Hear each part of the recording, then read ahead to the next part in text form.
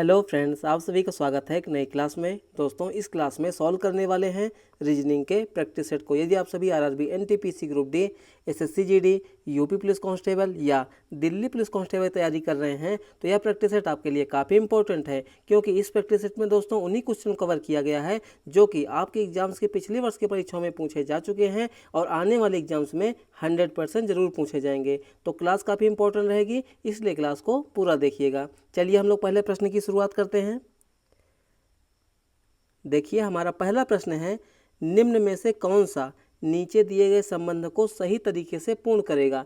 Analogy का प्रश्न है दोस्तों, ध्यान से देखिएगा। यहाँ पे क्या है, FDA इसका अनुपात दिया है दोस्तों MKH से, ठीक है। उसी प्रकार से QOL का अनुपात हमें बताना है। कैसे बताएंगे, ध्यान से देखिएगा। यहाँ पे दोस्तों क्या दिया गया है, F, ध्यान से देखिएगा। F दिया गया है, D दिया गया है और A दिया गया है, ठीक है। इसका अनुपात क्या है दोस्तों, मतलब इसको क्या लिखा गया है, तो इसको लिखा गया है दोस्तों MKH। क्या लिखा गया है, MKH लिखा गया है, ठीक है।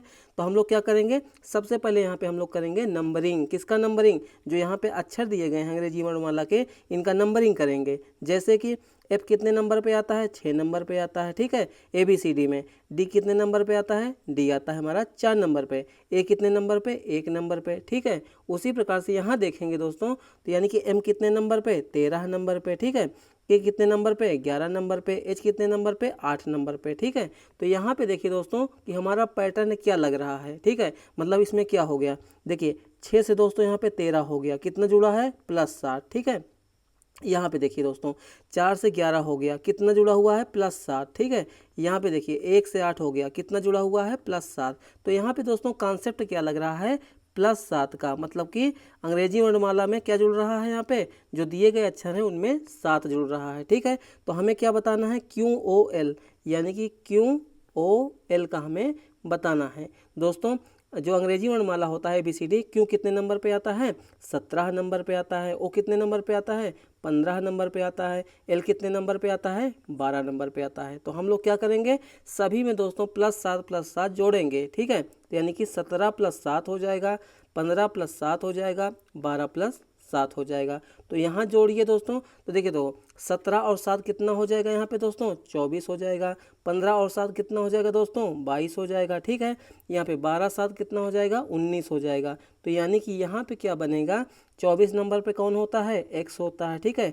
22 नंबर पे कौन होता है, V होता है। 19 नंबर पे कौन होता है, S होता है। तो हमारे इस प्रश्न का बिल्कुल सही जवाब क्या हो जाएगा, XVS। तो XVS किस ऑप्शन में है, तो ऑप्शन नंबर बी में है। तो ऑप्शन नंबर बी इस प्रश्न का दोस्तों सही जवाब हो गया। समझ में आ गया।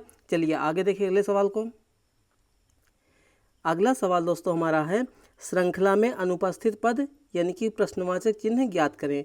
कहने का मतलब दोस्तों यहाँ पे नंबर जो है सीरीज का प्रश्न है, यानी कि मिसिंग नंबर का, ठीक है। यहाँ पे देखिए 3 दिया गया है, फिर 7 दिया गया है, फिर 13 दिया गया है, फिर 21 दिया गया है, उसके बाद 31 है। 31 के बाद दोस्तों हमें बताना है कि कौन सी संख्या यहाँ पे आने वाली है, ठीक है। तो कैसे हल करेंगे, ध्यान से देखिएगा। यहाँ पे पहली संख्या क्या है, 3 है। दूसरी कौन सी है, 7 है। 7 के बाद दोस्तों 13 है, ठीक है। 13 के बाद दोस्तों क्या है, 21 है। उसके बाद 31 है और उसके बाद प्रश्नवाचक चिन्ह। तो ऐसे प्रश्नों को हम लोग कैसे हल करेंगे, तो देखिए ध्यान से। अगर यहाँ पे दोस्तों हम लोगों को 3 से 7 पहुँचना है तो हम लोगों को क्या करना पड़ेगा, यानी कि दोस्तों इसमें 4 जोड़ेंगे, मान लीजिए, तो कितना हो जाएगा, 7 हो जाएगा, ठीक है। 7 से दोस्तों यहाँ पे दोस्तों कितना, 13, तो कितना जुड़ेगा, +6 जुड़ेगा, ठीक है। यहाँ पे देखिए 13 से दोस्तों 21 हो गया, तो 13 और 7 कितना होता है दोस्तों, 20, ठीक है। 13 7 कितना हो जाएगा, 20। उसमें 1 जोड़ देंगे, कितना हो जाएगा यहाँ पे, 21, यानी कि 13 8 कितना हो गया, 21 हो गया। और 31 से दोस्तों यहाँ पे देखिए कितना हो जाएगा, यानी कि 21 से 31, तो कितना जुड़ा हुआ है, +10। तो यहाँ पे देखा जाए दोस्तों +4 +6 +8 +10, तो इनके बीच में जो अंतर दिया गया है, यानी 4 से 6 के बीच में कितना अंतर है, 2 का अंतर है। 6 से 8 के बीच में कितना अंतर है, 2 का अंतर है, ठीक है। 8 से 10 के बीच में कितने का अंतर है, 2 का अंतर है। तो आगे क्या हो जाएगा, 2 का अंतर, मतलब कि यहाँ पे कितना जुड़ जाएगा, 12 जुड़ जाएगा। कितना जुड़ जाएगा, 12 जुड़ जाएगा। तो 31 और 12 कितना होता है, 31 और 12 हो जाएगा दोस्तों 2 1 हो जाएगा 3 और 3 1 कितना हो जाएगा, 4। तो इस प्रश्न का बिल्कुल सही उत्तर हमारा क्या हो जाएगा दोस्तों, 43। क्या हो जाएगा, 43 हो जाएगा। ठीक है, इसको हम लोग दूसरे तरीके से भी हल कर सकते हैं। देखिए कैसे हल कर सकते हैं उसको मैं थोड़ा सा समझा दे रहा हूँ। ठीक है, क्योंकि आपको ये समझना जरूरी है कि एक ही प्रश्न के कई तरीके हो सकते हैं सॉल्व करने के। ठीक है, तो यहाँ पे कितना आया हुआ है 43। ठीक है, अब देखिए हम लोग जो है दूसरे तरीके से इसी प्रश्न को कैसे सॉल्व कर सकते हैं। देखिए क्वेश्चन को हल करने का तरीका हमारा अलग अलग हो सकता है, लेकिन आंसर हमारा सेम आएगा। कैसे, ध्यान से देखिएगा। देखिए 3 को हम लोग क्या लिख सकते हैं दोस्तों, तो हम लोग इसको लिख सकते हैं 2 का वर्ग माइनस 1 कितना हो जाएगा, 3 हो जाएगा। ठीक है, यहाँ पे देखिए 3 का वर्ग माइनस 2 कितना हो जाएगा, यहाँ पे 9 हो जाएगा, सॉरी 7 हो जाएगा। ठीक है, यहाँ पे देखिए 13 दिया गया है, 4 का वर्ग और उससे 1 कम यानी कि 3 घटा देंगे कितना हो जाएगा, 13 हो जाएगा। यहाँ पे देखिए 5 का वर्ग और उससे 1 कम यानी कि 4 कितना हो जाएगा, 21 हो जाएगा। यहाँ पे देखिए 6 का वर्ग और उससे 1 कम यानी 5 कितना हो जाएगा, 31 हो जाएगा। तो आगे क्या हो जाएगा, 7 का वर्ग और उससे 1 कम यानी कि 6, 7 49 में से 6 गया दोस्तों कितना हो जाएगा, 43। तो इस प्रश्न का दोस्तों इस तरीके से भी हम लोग हल करेंगे तो कितना आएगा, 43। तो ऑप्शन नंबर सी इस प्रश्न का बिल्कुल राइट आंसर हो जाएगा। ठीक है, चलिए आगे देख ले सवाल को। अगला सवाल दोस्तों यहाँ पे दिया गया है, यदि उत्तर पश्चिम को उत्तर कहा जाता है तो पश्चिम को क्या कहा जाएगा। दिशा और दूरी चैप्टर का प्रश्न है दोस्तों, कैसे हल करेंगे ध्यान दीजिएगा। ठीक है, देखिए यहाँ पे क्या है, उत्तर पश्चिम को उत्तर कहा गया। देखिए सबसे पहले हम लोग यहाँ पे बनाते हैं मैप। ठीक है, पूरा गेम यहाँ पे किसका है, मैप का है। ठीक है, देखिए ये हमारी 4 दिशाएं हो गई। ठीक है, इसमें ऊपर की ओर कौन सी दिशा, उत्तर दिशा होती है। नीचे की ओर कौन सी दिशा होती है, दक्षिण होती है। दाहिने हाथ की तरफ में कौन सी दिशा होती है दोस्तों, पूर्व दिशा होती है।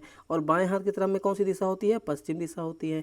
ये हमारी दोस्तों 4 मुख्य दिशाएं हो गई। अब देखिए 2 दिशाओं के बीच में भी दिशाएं होती हैं, जैसे कि ये देखिए। ठीक है, ये रही दिशा और एक ये रही दिशा। ठीक है, देखिए यहाँ पे समझिएगा बात को कि जैसे उत्तर और पूर्व है, इसके बीच की दिशा को हम लोग क्या कहेंगे दोस्तों, उत्तर पूर्व कहेंगे। कहेंगे कि नहीं कहेंगे, बिल्कुल कहेंगे। दक्षिण और पूर्व के बीच की दिशा को क्या कहेंगे, दक्षिण पूर्व कहेंगे। ठीक है, यहाँ पे दक्षिण और पश्चिम के बीच की दिशा को क्या कहेंगे, दक्षिण पश्चिम कहेंगे। और यहाँ पे उत्तर और पश्चिम के बीच की दिशा को क्या कहेंगे, उत्तर पश्चिम कहेंगे। ठीक है, तो क्वेश्चन को हम लोग पढ़ेंगे तो क्वेश्चन में कहा जा रहा है ध्यान से कि उत्तर पश्चिम दिशा, ध्यान से देखिएगा उत्तर पश्चिम दिशा। तो सबसे पहले हम लोग यहाँ पे देखेंगे कि उत्तर पश्चिम दिशा है कहाँ। तो उत्तर पश्चिम दिशा दोस्तों ये वाली है, कौन सी है, ये वाली है। ठीक है, तो उत्तर पश्चिम दिशा को क्या कहा जा रहा है, उत्तर कहा जा रहा है। क्या कहा जा रहा है, उत्तर कहा जा रहा है। ठीक है, यानी कि ये वाली दिशा को दोस्तों ये बनाया गया, समझिएगा बात को। ठीक है, यानी कि उत्तर पश्चिम दिशा को उत्तर, तो हम लोग क्या है, पश्चिम दिशा को क्या कहा जाएगा।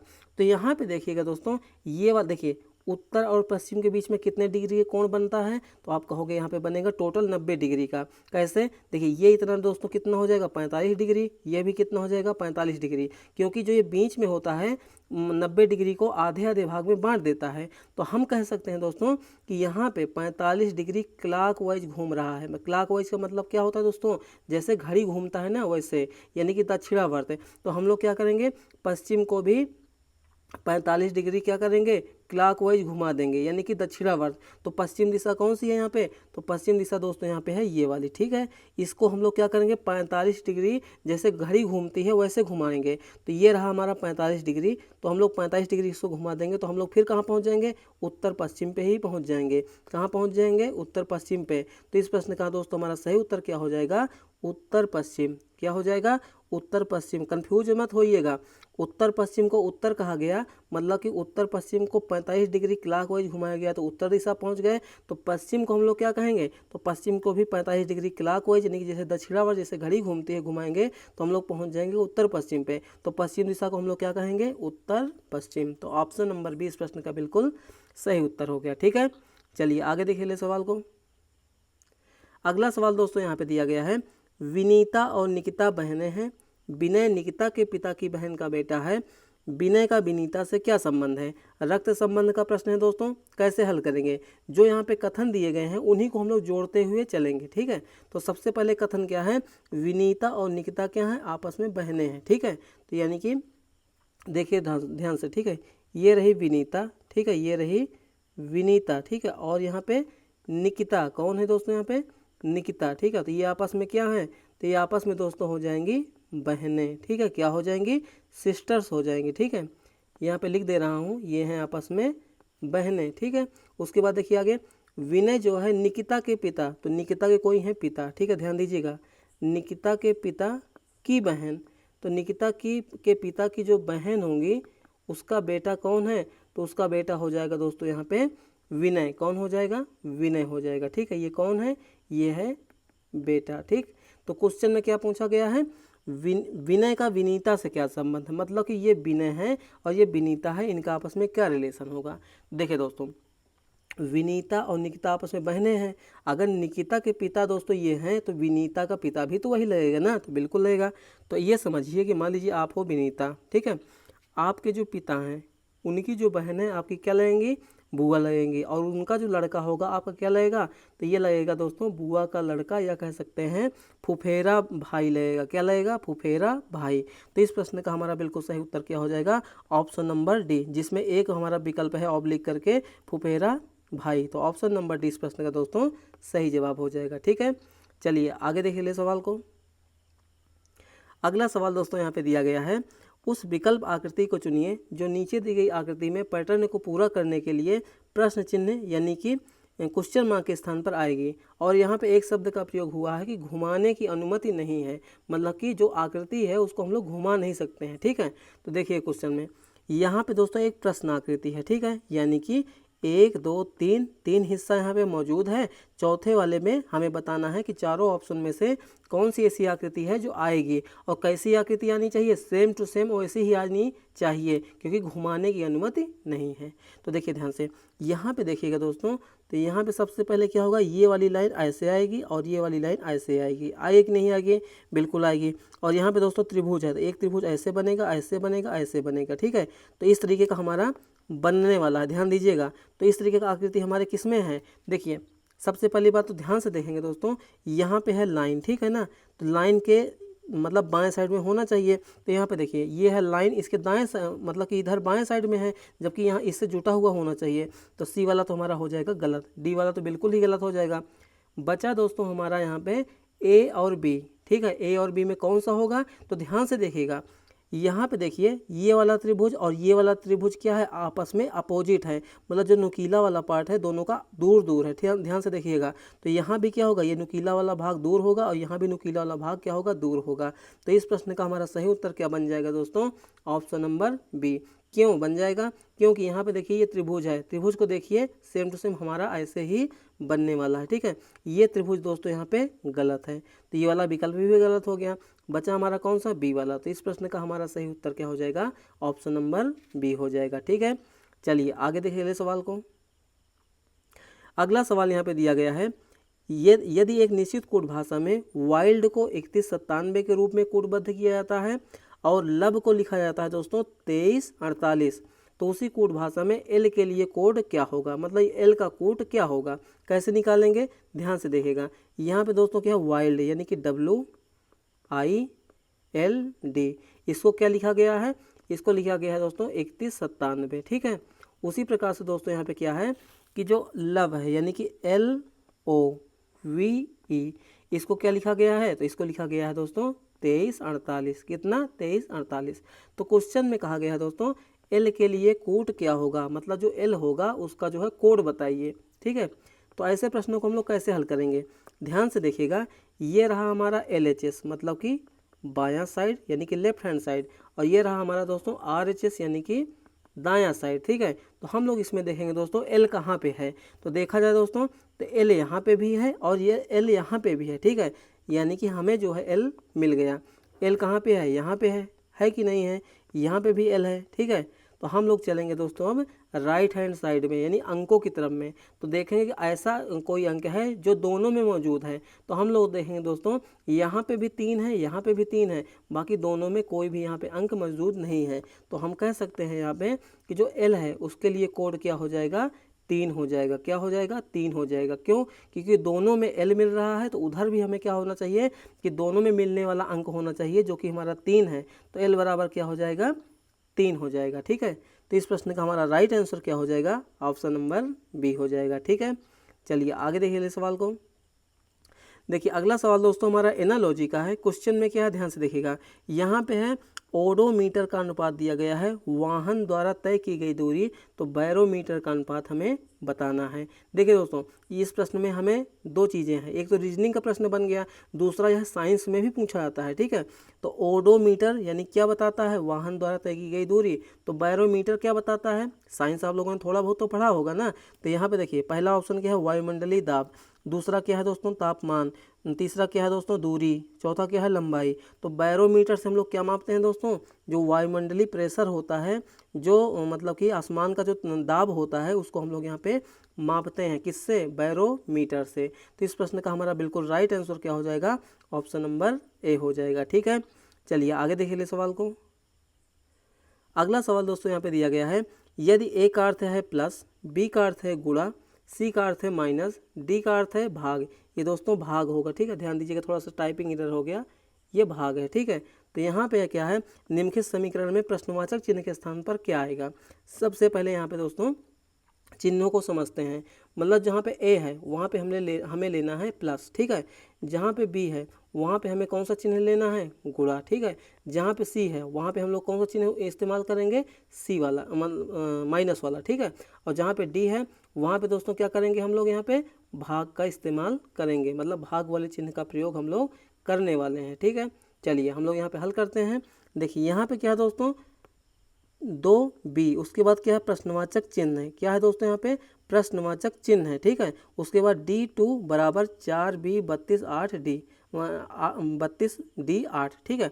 देखिए ये बिल्कुल लेटेस्ट प्रश्न है दोस्तों, बहुत ही अच्छे लेवल का है। तो यहाँ पर प्रश्नवाचक चिन्ह है ना, तो प्रश्नवाचक चिन्ह की जगह पे हम लोग मानते हैं दोस्तों क्वेश्चन मार्क बराबर क्या हो जाएगा, x, क्या हो जाएगा, x हो जाएगा। तो चलिए इसको हम लोग कैसे सॉल्व करेंगे, ध्यान से देखिएगा। 2 है, 2 के बाद दोस्तों b है, तो b की जगह पे हम लोग क्या लेंगे, गुणा लेंगे, तो यहाँ पे हो जाएगा गुणा। प्रश्नवाचक चिन्ह है दोस्तों, तो प्रश्नवाचक चिन्ह की जगह पे हम लोग क्या लेंगे, x लेंगे, क्या लेंगे, x लेंगे। उसके बाद दोस्तों देखिए यहाँ पे है d का मान क्या है दोस्तों, भाग, d का मान क्या है, भाग, तो यहाँ पे दोस्तों हम लोग भाग लेंगे और 2 हो जाएगा, बराबर 4 दिया गया है तो यहाँ पे 4 ले लिए। b का मान दोस्तों क्या है, गुणा, तो यहाँ पे गुणा हो जाएगा, नहीं हो जाएगा, बिल्कुल हो जाएगा। उसके बाद देखिए 32 है, 32 ले लिया। उसके बाद दोस्तों यहाँ पे d है, और d का मान दोस्तों यहाँ पे क्या है, कौन सा चिन्ह है, भाग है, तो यहाँ पे क्या हो जाएगा, भाग हो जाएगा। चलिए इसको हम लोग हल करेंगे तो क्या हो जाएगा, ध्यान से देखिएगा। यहाँ पे हो जाएगा दोस्तों 2 गुणे x, यानी कि देखिए पहले भाग होगा फिर गुणा होगा, ठीक है। तो 2 गुणे कितना हो जाएगा, x में हम लोग भाग देंगे मतलब कि 2 का, ठीक है। तो यानी क्या हो जाएगा, x बटा 2 हो जाएगा, बराबर इधर भाग देंगे तो 4 गुणे कितना हो जाएगा, 8 से भाग देंगे 32 में कितनी बार जाएगा, 4 बार जाएगा। इसको हल करेंगे तो क्या हो जाएगा, 2x बराबर 2, या फिर यहाँ पे सीधे सीधे हम लोग काट भी सकते हैं। क्यों काट सकते हैं, देखिए ध्यान से देखिएगा, यहाँ पे 2 से 2 कट गया तो x बराबर दोस्तों कितना हो जाएगा, 4 चौक 16। तो इस प्रश्न का हमारा सही जवाब क्या हो जाएगा, प्रश्नवाचक चिन्ह के स्थान पर कौन सी संख्या आएगी, 16 आएगी, जो कि ऑप्शन नंबर सी में है। तो ऑप्शन नंबर सी इस प्रश्न का बिल्कुल राइट आंसर हो जाएगा, ठीक है। चलिए आगे देख ले सवाल को। अगला सवाल दोस्तों यहाँ पे इंपॉर्टेंट प्रश्न है, ध्यान से देखिएगा। निम्नलिखित 5 में से 4 किसी निश्चित तरीके से समान हैं और इसलिए एक समूह बनाते हैं, वह कौन सा है जो समूह से संबंधित नहीं है। दोस्तों यहाँ पे क्या है, BE है, MP है, LJ है, WZ है, KN है। इनमें जो है क्या है कि जो अल्फ़ाबेट जो अल्फ़ाबेट का ग्रुप असमान होगा वह बिल्कुल अलग होगा, बाकी जो है सभी एक जैसे होंगे। तो कैसे हल करेंगे, ध्यान से देखिएगा। यहाँ पे दोस्तों क्या है, B और E है, क्या दिया गया है, B और E दिया गया है। तो B होता है दोस्तों 2 नंबर पे, E होता है 5 नंबर पे। देखा जाए दोस्तों यहाँ पे तो कितना जुड़ा हुआ है, +3, कितना जुड़ा हुआ है, +3, ठीक है। M और P, देखिए M और P के बीच में दोस्तों डिफरेंस देखिए कितने का है, तो M होता है 13 नंबर पे, P होता है 16 नंबर पे। यहाँ भी कितना जुड़ा हुआ है, तो यहाँ जुड़ा हुआ है दोस्तों +3, ठीक है। उसके बाद देखिए LJ दिया गया है, तो देखिए L कितने नंबर पे आता है, तो L आता है दोस्तों 12 नंबर पे, और J कितने नंबर पे आता है, 10 नंबर पे।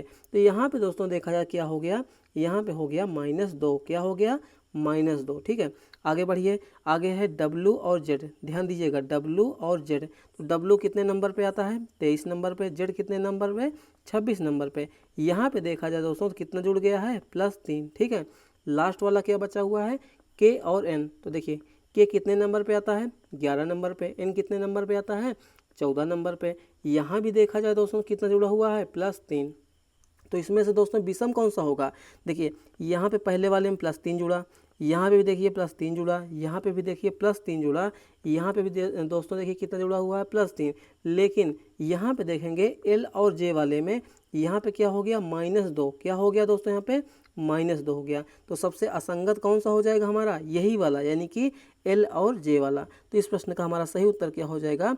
ऑप्शन नंबर डी हो जाएगा। तो ऑप्शन नंबर डी इस प्रश्न का दोस्तों सही जवाब हो गया। ठीक है, चलिए आगे देखिए अगले सवाल को।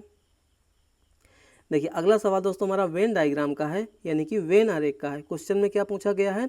निम्नलिखित में से कौन सा वेन आरेख सही ढंग से निम्न वर्गों के बीच संबंधों को दर्शाता है? यहाँ पे दोस्तों क्या है? पहला शब्द दिया गया है दोस्तों यहाँ पे खिलाड़ी। ठीक है, पहला शब्द क्या है? खिलाड़ी है। दूसरा शब्द क्या है दोस्तों? महिलाएं, यानी कि फीमेल्स। ठीक है, और तीसरा शब्द यहाँ पे क्या है दोस्तों? नर्तकी, यानी कि जो डांसर होते हैं उनको दिया गया है।